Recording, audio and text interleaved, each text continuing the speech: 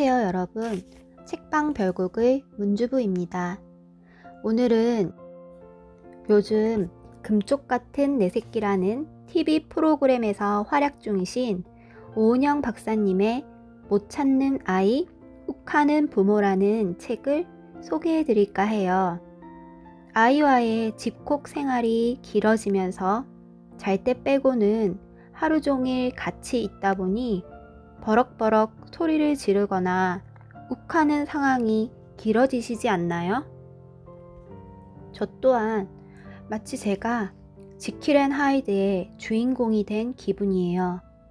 아이가 말을 안 듣고 자기 의견을 이야기하는 건 성장 과정 중 자연스러운 모습인데 왜 그게 욱하는 상황이 되는 건지 이 책을 읽으면서 이해를 하시고 여러분들도 도움 받으시길 바래요. 우선 작가님 소개를 간단히 할게요. 오은영 씨는 소아청소년 정신과 전문의이시고 SBS 아이가 달라졌어요, EBS 60분 부모 등 방송과 강연을 통해서 대한민국 부모들이 가장 신뢰하는 최고의 육아 멘토, 육아의 신으로 널리 알려져 있으세요. 이 책 못 참는 아이, 욱하는 부모를 통해 책은 욱하는 한국 사회 문제들을 양육의 차원에서 짚어보고 지금 이 시대에 꼭 필요한 감정조절 육아법에 대해 새로운 솔루션을 제시하고 계시죠. 그럼 작가님 소개는 이 정도로 하고 목차 훑기를 할게요. 이 책에는 박사님이 상담을 하면서 만난 여러 부모들과 아이의 사례가 나오는데요. 총 4개의 파트별로 인상 깊었던 사례와 중심 내용을 읽어볼게요. 먼저 파트 1의 제목은 오늘도 아이 앞에서 욱하셨습니까? 이고 육아가 힘든 이유와 한국 사회 부모들이 욱하게 된 이유를 설명하고 있으세요. 읽어드릴게요. 육아는 전쟁에 많이 비유된다. 아이를 키우다 보면 힘들어 미칠 것만 같은 상황이 많다. 아이가 어릴수록 더 그렇다. 하지만 그래도 육아가 전쟁이면 안 된다. 상대를 죽여야 내가 사는 상황, 최소한 상대를 이겨야 내가 사는 상황이 육아가 되어서는 안 된다. 누구에게도 육아는 쉽지 않다. 육아가 힘든 이유는 첫째, 육아는 연습이 없기 때문이다. 둘째, 육아는 끊임없이 나를 내주어야 하는 과정이기 때문이다. 한국 사회는 눈부신 경제 발전을 이루는 대신 여러 가지 상황들을 등한시했다. 잘 살아보자는 구호 아래 경제 발전만 바라보면서 모든 삶에서 최고로 추구한 가치가 생산성과 효율성이었다. 보이지 않는 철학적 사고나 감성적인 면은 무시해왔다. 아이가 달리기를 하다가 넘어지면 얼마나 다쳤는지 보다 벌떡 일어나서 계속 달리지 않은 것을 탓하는 분위기였다. 1등, 빨리, 성과만 강조해 온 것이다. 이 때문에 우리의 정서 발달에는 심각한 문제가 생겼다. 국민의 절반 이상이 감정을 순화하고 조절할 줄을 모른다. 의존 욕구라는 것이 있다. 아이가 부모에게 자신이 느끼는 감정을 인정받고 보호받고 싶어하는 욕구다. 어린 시절 의존 욕구가 해결되지 않고 결핍된 채 남아있으면 이것은 성인이 되어도 절대로 없어지지 않는다. 아이와의 관계에서마저도 끊임없이 무리한 기준을 세우고 요구한다. 너 몇 살인데 아직도 이래? 이러거나 너 엄마가 이렇게 하는 거 싫어하는 거 알아 몰라? 알면 네가 하지 말았어야지 라고 다그친다. 왜 나는 아이에게 유독 욱하는 것일까? 첫째, 꽁꽁 싸매든 문제는 가족만이 건드리기 때문이다. 가까운 가족 간에 해결되지 않은 문제는 다시 가족 간의 관계에서 건드려진다. 바로 아이나 배우자다. 우리는 가족 이외의 사람 앞에서는 적당히 포장된 모습으로 살 수 있다. 하지만 가족 앞에서는 포장이 쉽게 찢어진다. 둘째, 아이에 대한 지나친 자만심 때문이다. 내가 욱해도 내 아이는 나를 이해해 줄 거라고 자만한다. 내 아이는 내가 가장 잘 안다는 생각으로 자신감을 갖고 아이를 키워야 한다. 그런데 그것도 지나치면 안 된다. 지나친 자신감은 어떤 행동도 괜찮다고 착각하게 만든다. 세 번째 이유는 아이가 사랑하는 약자이기 때문이다. 좀 더 적나라하게 말하자면 만만하기 때문이다. 이렇게 우리 사회의 문제점과 부모들이 아이에게 욱하게 되는 이유를 쭉 읽어봤는데요. 중간중간 찔리는 부분 많지 않으셨나요? 저 또한 이 부분을 읽으면서 내가 이래서 우리 아이에게 욱하였구나. 우리 아이를 내가 너무 만만하게 봤구나 라고 생각을 했습니다. 그리고 파트 2에서의 제목은 못 참는 아이 대하는 법은 따로 있다이고 다양한 사례별 대처법을 적어 놓으셨어요. 첫 번째 사례가 못 참는 아이인데 읽어드릴게요. 촉각이 예민해서 머리 감는 것을 유난히 무서워하는 아이가 있다. 이런 아이들은 얼굴로 물방울이 흘러내리는 것을 무척 싫어한다. 눈에 비눗물이 들어가 따갑고 눈이 안 보이는 것을 견디지 못한다. 이런 경우에는 눈에 물이나 비눗물이 들어가지 않게 조치를 취한 후 머리를 빠르게 감겨주어야 한다. 그래야 더 예민해지지 않는다. 엄마가 아이의 이런 기질을 이해하지 못하고 아이를 엄마 옆구리에 억지로 눕혀서 꼼짝 못하게 한 채 감기면 두려움까지 생겨서 아이가 더 까다롭고 예민해질 수 있다. 저희 아이가 어릴 때 잘 안 먹고 잘 안 자는 예민한 기질이었는데 이 사례처럼 머리 감는 것을 너무 무서워했어요. 그때 박사님처럼 이렇게 대처를 하지 않고 뭐가 무섭냐고 화내고 욱했던 사람이 바로 저랍니다. 그리고 93에도 이런 사례가 나오는데요. 장난감을 볼 때마다 계속 사달라는 아이예요. 그러면 부모님들은 약속을 한다. 이것만 사고 안 사는 거야?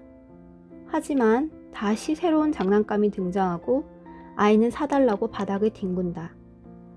이때 부모는 안 사주기로 했으면 끝까지 안 사줘야 한다. 아이가 소리를 지르든 울든 들어 눕든 끝까지 매듭을 짓고 가야 한다. 이것은 뭐든 보이는 것을 다 살 수는 없다는 것을 가르치는 중요한 교육이다. 또한 부모가 한 번 말한 것은 지킨다는 지침을 알려주는 것이기도 하다. 이 사례도 저희 아이가 이런 적이 있는데요. 저희 아이는 장난감을 사준다고 약속 한 날에만 사고 다른 날에는 안 샀는데 6살 때 갑자기 마트에서 로봇을 발견한 거예요. 근데 그 로봇가 너무 마음에 들었는지 갑자기 사달라고 떼를 쓰는데 처음으로 들어 눕고 마트 사람들이 다 쳐다볼 정도로 고래고래 소리를 질렀어요.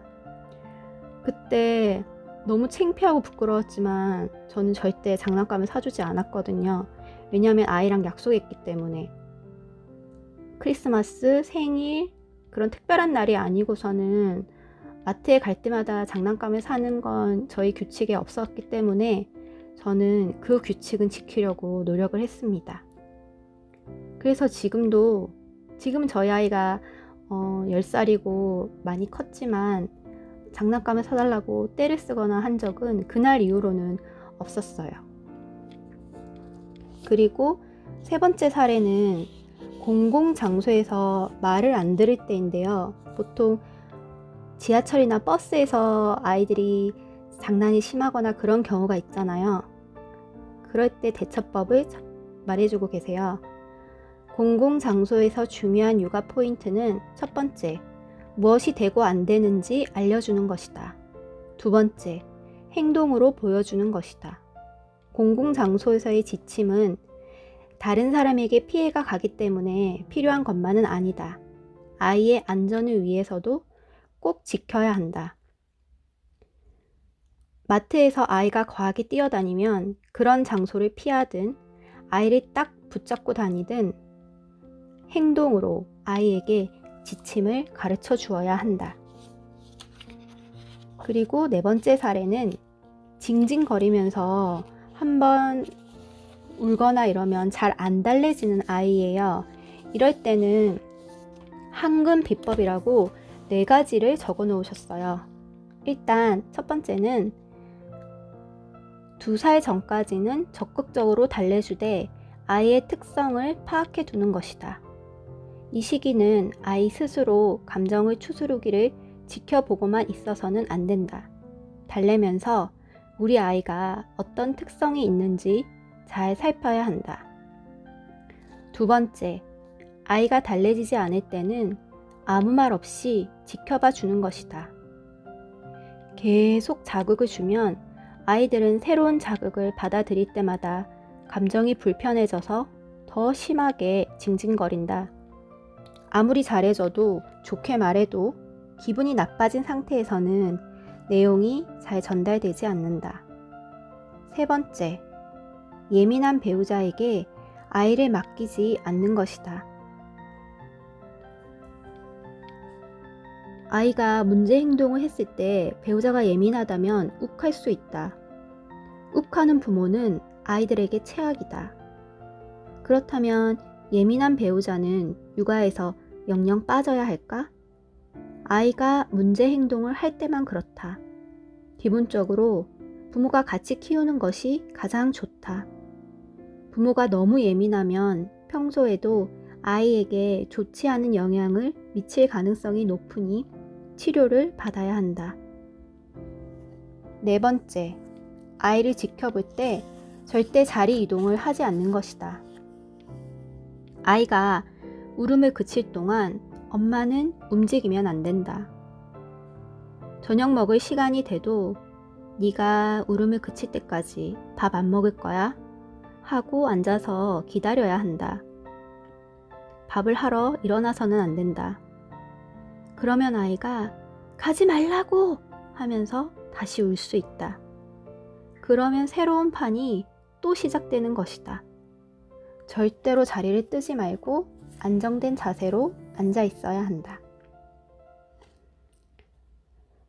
그리고 다음 파트 3의 제목은 우기 치미는 상황 해결책을 찾으라인데 파트 2가 못 찾는 아이의 사례들을 말하고 있었다면 파트 3는 부모님들이 욱하는 상황에서 해결 방법을 적어 놓으셨어요. 저는 초등생 학부모다 보니까 숙제 빨리 하기가 와닿았는데요. 한번 읽어볼게요. 빨리 안 한다고 욱하는 것 중 단골은 아이 숙제다. 숙제는 해야 한다고 가르쳐야 한다. 공부이기 때문만이 아니라 책임감을 기르려는 목적도 있다. 그래서 엄마는 숙제는 꼭 해야 해 라고 말했다. 하지만 아이가 왜요? 선생님이 검사도 안 하는데? 라고 대답한다. 선생님께 혼나지 않으려고 숙제를 한다면 그리 좋은 것이 아니야. 힘들어도 다들 참고 하는 것은 너도 참고 해야 해. 그것을 습관화하는 것을 배워야 하기 때문에 숙제를 내주는 거야. 라고 말해주는 것이 지침이다. 그리고 시간은 네가 정해보렴 하는 식으로 대화가 진행되어야 한다. 숙제를 하는 시간, 기준을 정하는 과정에서 유연성을 설정하는 것은 아이와 부모가 함께 배우는 것이다. 이렇게 해야 규칙을 받아들이고 자기 조절을 해 나가는 것을 배우면서 아이가 성장할 수 있다. 이걸 읽으면서 제가 빨리 안 하면 TV는 못 봐, 게임은 못 해 라고 협박했던 저를 반성하고 박사님처럼 아이와 대화로 풀어나가야겠다 라고 다짐을 했어요. 그리고 두 번째 사례는 끊임없이 엄마를 부르는 경우인데 이런 집 많지 않으신가요?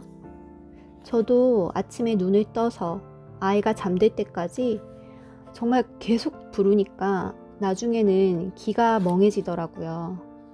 박사님은 이런 경우 확신이 부족해서 사랑에 대한 확신이 부족해서 그렇다 하는데 읽어드릴게요. 사랑에 대한 확신이 부족하면 아이는 부모를 불러 젖힌다. 부모에게서 떨어지지 않으려는 정도가 유난히 심한 아이들이 있다. 이런 아이들은 가장 먼저 부모가 아이에게 주는 사랑에 대한 만족감이 충분한지 의심해야 한다. 아이가 느끼기에 아주 모자란 부모가 나를 싫어하는 것 같을 때 마음이 조급해진다. 그러면 더 자주 엄마를 부른다. 그런데 이때 불러도 대답을 해주지 않는다면 어떻게 될까? 아이는 마음의 문을 닫아버린다. 부모의 말을 듣기도 부모에게 말하기도 싫어하게 된다.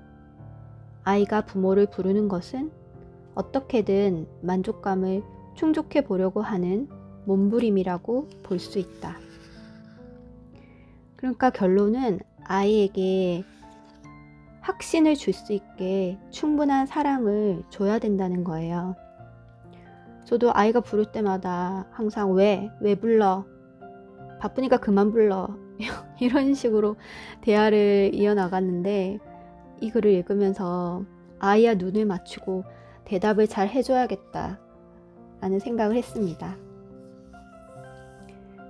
그리고 마지막 파트 4의 제목은 내 아이 욱하는 어른으로 키우지 않으려면이에요. 책의 결론에 해당하는 부분인데 저는 파트 2, 3의 사례들보다 파트 4의 내용들을 좀 더 인상 깊게 읽고 저희 독서록에 적어놨어요. 대처법 3가지로 정리를 해봤는데요.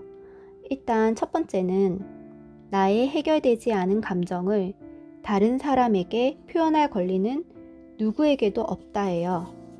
그 내용이 283에 적혀 있는데 읽어볼게요. 누군가가 욱하면서 난리를 치면 상대방은 일단 예 한다. 무서워서가 아니라 더러워서 피한다. 부모가 욱해서 소리를 지를 때 아이가 가만히 있는 것은 부모를 존경해서나 부모의 생각이 옳아서가 아니다. 어릴 때는 그 순간 몸도 마음도 꽁꽁 얼어서 꼼짝 못하는 것이고 조금 자라면 또 난리네 하고 부모를 피하는 것이다. 내가 어떤 감정을 느꼈든 그것이 과하게 부정적이라면 순화할 수 있어야 한다. 세상 누구도 자신의 해결되지 않는 감정을 다른 사람에게 표현할 권리는 없다. 그리고 두 번째는 나와 부모와의 관계를 되짚어 보라예요. 제가 부모님과 대면대면한 사이여서 그런지 이 글을 읽으면서 한번 제 자신을 돌아봤는데요. 읽어드릴게요. 나와 부모와의 관계를 되짚어보기 위해서는 전문가에게 심리상담을 받거나 책을 읽어보는 것이 좋다. 또는 어린 시절 생각나는 중요한 기억 등을 종이에 써본다. 좋았던 기억, 나빴던 기억 등 중요한 사건들을 적어본다. 욱하게 만든 사건과 관련된 감정적인 기억들을 자꾸 생각해 봐야 한다. 저 깊은 무의식에 침잠되어 있는 기억은 쉽게 꺼내지지 않는다. 굉장히 많은 생각을 해봐야 한다. 저도 이 글을 읽으면서 저의 부정적인 기억들을 일기장에 적어봤어요. 여러분들도 한번 해보세요. 해묵은 감정의 찌꺼기들이 사이다처럼 해소되는 느낌이 들더라고요.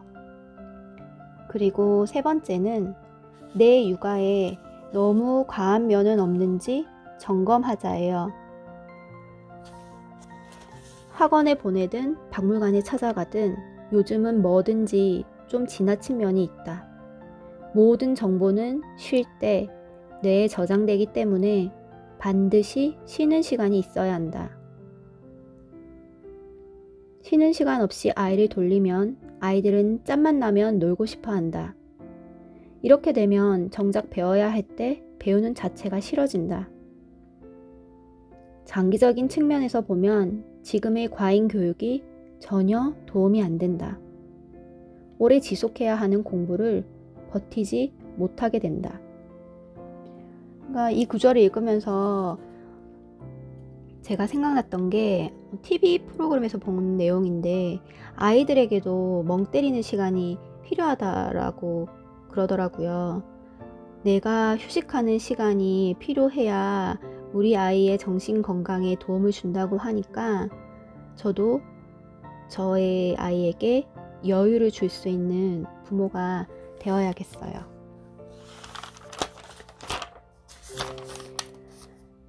지금까지 목차 훑기로 여러분께 내용을 들려드렸는데요. 마지막으로 오은영 박사님이 아침에 눈을 뜨면 해야 하는 3가지 다짐을 읽어드릴게요. 저도 이 내용을 포스트잇에 붙여놓고 아침마다 읽고 있어요. 첫째, 나는 오늘 무슨 일이 있어도 욱하지 않겠다. 둘째, 아이는 절대로 예쁘게 말을 듣지 않는다. 셋째, 가르친다고 혼내는 것은 가르침이 아니다. 이렇게 3번씩 읽으면서 저의 마음에 평화를 찾아오게 하고 아이와 대립각에 섰을 때 이 구절을 읽으면서 마음을 진정시키거든요. 그리고 여러분, 제가 육아서를 읽어드렸지만 아이마다 기질이 다 다르고 육아의 정답은 없어요. 육아서를 읽으시면서 지나친 죄책감은 금물입니다. 여러분들 정신 건강에 해로우니까요. 그럼 지금까지 저의 영상 들어주시고 봐주셔서 감사하고요. 구독, 좋아요, 알림 설정 부탁드립니다. 다음 영상 때 만나요. 감사합니다.